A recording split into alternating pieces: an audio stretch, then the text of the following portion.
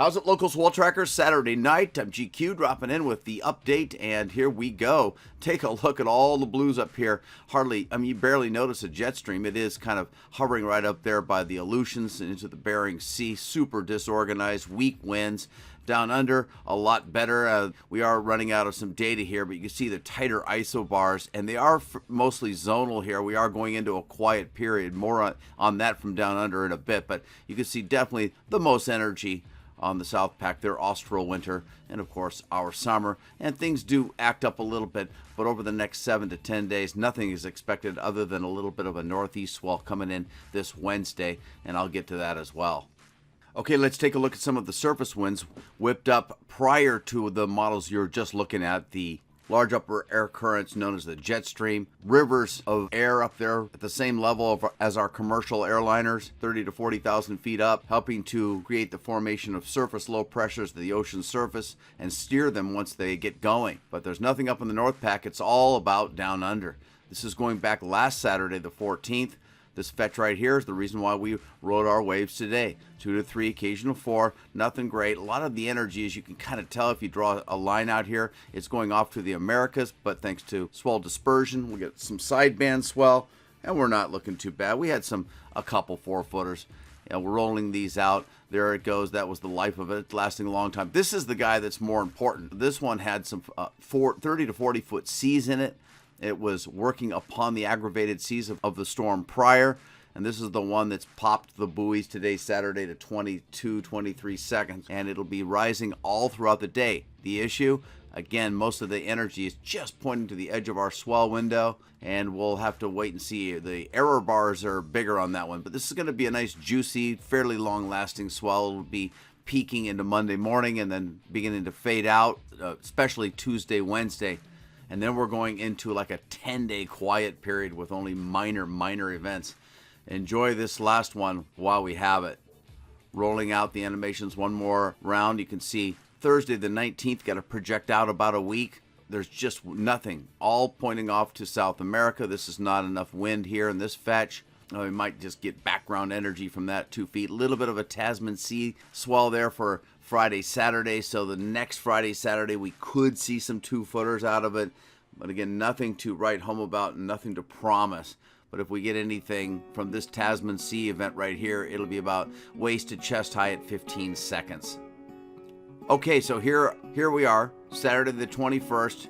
Let me show you how quiet. It's been quiet now for like a few days, and it's still quiet all the way through Wednesday. A little bit of that Tasman Sea event, and then here, this guy right there, and then especially this one. Way at the end of the 7-day forecast period, so these are a little sketchy, subject to sharp U-turns, purling without recovery. But this guy will have some 30-foot seas, super compact. We can still get some solid 3-footers out of that. Right now, Wave Watch 3 is probably running a little hot, calling for possibly 4-foot waves Monday, August 6th, but I doubt it. I think we're more likely for just solid head high, and that's after about a 7 to 10 day break. Okay, the swell periods, a lot of stuff coming up. These purples, those are really long periods. We're talking, 20 to 23 seconds. This is the one right as they leave your view, only a couple clicks up, maybe 600 miles. They're hitting us, and they already popped the buoys today, and will continue to fill in to 3 to 5 solid, nearly double overhead is my guess at the top refracting reefs. Rolling the animations, that one fades out. This Tasman Sea thing barely makes it. A lot of the energy heading off the wrong way, missing us. There comes that next Tasman Sea swell that I was talking about. That should only be 2 feet. And a lot of this, because of the zonal flow, the direction of the storm's track are not optimal. Okay, so this is swells, the open ocean swells produced by the surface winds we were looking at there earlier. There was the first one. Here comes that second one. And voila, there's this 30 to 40 foot seas. You can see it's kind of under Tahiti, but it's still big and powerful enough. I'll tell you, if this thing was right off the coast of New Zealand and tracking northeast, this could have been an 8-foot event, that one summer event that we wouldn't forget. But position of the storms makes all the difference. And there that fades, and here we are.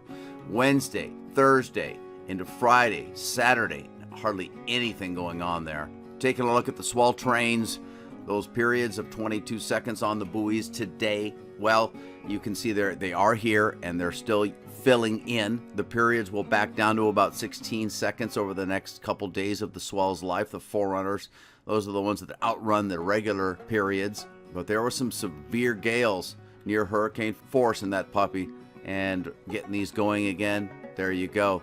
That is for Sunday, Monday, Tuesday, and into Wednesday, and I will be happy to get to that in just a second. But first, let's do a little hindcasting of the surface winds. A lot of upstream trade winds, a lot of trade wind swell, been cranking, a lot of stuff's been coming off. Well, not a lot, but several events have been coming off from low pressures off of California, the west coast. High pressures have been dominating, actually a pair of high pressures. I'll show you that hand-drawn surface chart in a second. Let's get these rolling, and you can take a look at high pressures, high pressures. Here's the two pair right here, a little bit easier to see. There are some subtropical systems over here that we're not going to see anything from. This one is called Ample, and there's other ones too off of the Philippines, and there's some that are going to be coming off of Baja here, and I'll show you. Again, this is a hindcast, thanks to Mark at Storm Surf. We're looking at nothing going on for the North Pac. There is tropical and subtropical activity, but nothing, no gender benders recurving our way for a nice big fat west swell. Bringing the animations current, there's that low coming off of California again. That is for our Wednesday, Thursday, Friday northeast swell.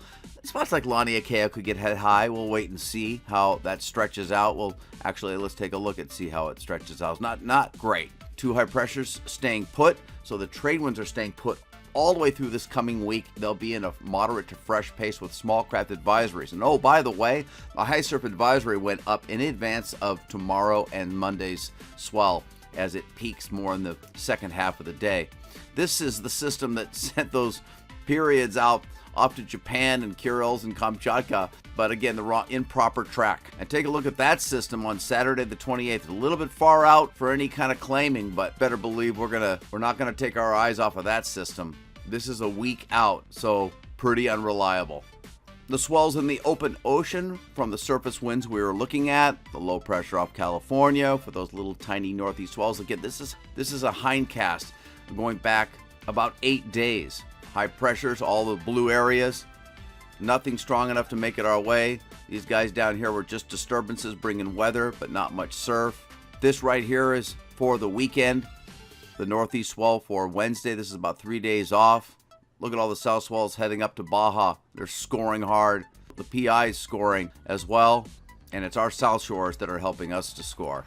All right, the hand-drawn surface charts, those 1030 plus millibar high pressures, keeping the trade winds in line. Some disturbances off to our northwest and down to the southeast, bringing some model guidance is saying we'll have some moisture, more moisture embedded in the trade wind flows. We'll wait and see. That low coming off of California for that Wednesday, Thursday swell I keep mentioning. And there are all the storms off here in the tropics and subtropics. We'll go from the surface up to the water vapor loops. Features about 20,000 feet up. The intertropical convergence zone is lighting up with thunderstorm activity, but staying put, where the trades from the north meet the trades from the south. This upper level low far northwest of us is pulling up some upper level clouds. That's why it's not as sunny as it could be, and it's a bit hazy, slightly hazy sunshine. Broken clouds mostly, but nice periods. It just was a gorgeous sunrise today as well. So here's Hawaii over here at about 20 north, about 160 west. Drilling down, you can see a slight east-northeast. It's actually fairly east on the trades, a little bit of north in them, and semi-cloudy. You can see this disturbances far off here that I was pointing out as well, and how it pulls up our clouds in the upper levels. A closer view showing the real east direction of those clouds. Keeping the North Shore clean, we just need waves. South Shores, a lot of spots slightly bumpy, but not bad. Highs are going to be in the upper 80s, lows in the lower 70s, lower to mid 70s. 50-50 on the weather. As far as the rain goes, you can see how a lot of it's moving off to the leeward side as well as windward, the typical windward Mauka regions in a trade wind pattern like this. And we'll finish off windy.com. Here we are, the most geographically isolated population on planet Earth thanks to the Pacific Ocean we live in. The greens are showing the big looping high pressures, that low coming off, just different ways of showing it. You can drill in a little bit more and see that easterly flow. Panning out and showing New Zealand, Australia, See, we are into this zonal pattern. Again, the swell production down under, even though we have waves today, this was all generated over a week ago. This that you're looking at right now will not be bringing us any waves.